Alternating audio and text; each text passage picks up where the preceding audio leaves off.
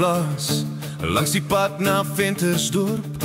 En dis net sy en haar rondboesman en 'n trekker wat nooit meer start.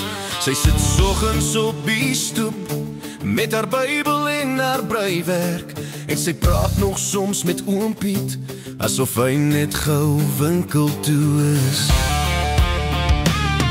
Dis 40 jaar se somerreën en nog steeds ry die jare na hoop, en sy sê kind, moenie haastig wees nie, die lewe leer jou stadig praat. As jy luister na die wind, hoor jy dalk hoe God nog saam sing saam. Sy sit 'n koppie koffie neer met hy glimlach vol genade.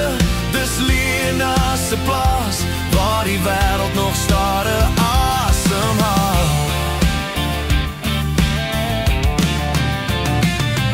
Ek onthou toe ek kind was, het sy stories vertel van toe sy jonk was, van dans in die saal met 'n man met blou oë.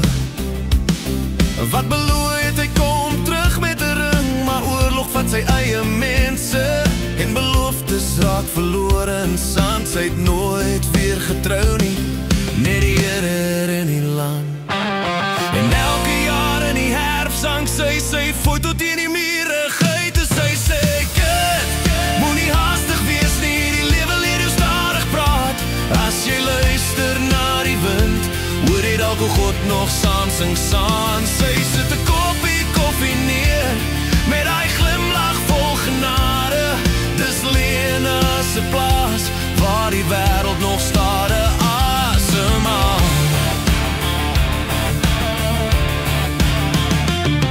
Nou ry ek soms weer daar verby as die son oor die mielies draai. Die huis is leeg, die stoep is stil, net Boesman wat nog lê en wag.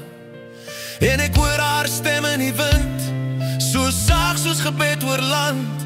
Onthou om stadig lief te hê en jou hand in sy hand te laat. Sy het gesê kind, moenie haastig wees nie, die lewe leer jou stadig praat.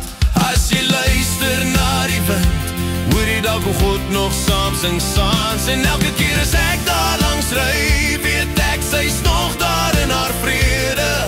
Dis Lena se plaas waar die wêreld nog stadig